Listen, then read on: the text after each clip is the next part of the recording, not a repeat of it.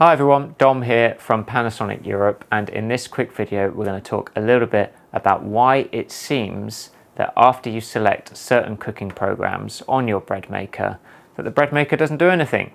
It's a common question that often comes from some of our customers, and we're going to talk a little bit about it now. So next to me here I've got the SDYR2550 model. It's one of our more premium bread makers, and if I show you just the control panel briefly, you can see there that we've actually got 5 different parts of the baking cycle. And the first one says rest, and more often than not that's actually what's happening when you select a cooking program and the bread maker goes quiet for a while. It's in the rest period, and it may seem like your bread maker is just taking a break, but all the work is going on behind the scenes.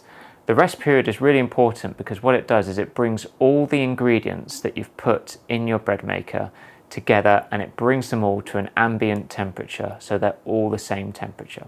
So that means if you take one ingredient out of your cupboard, one ingredient out of the fridge, and put it in the bread maker, the rest period is going to spend time making sure those 2 ingredients are the same temperature.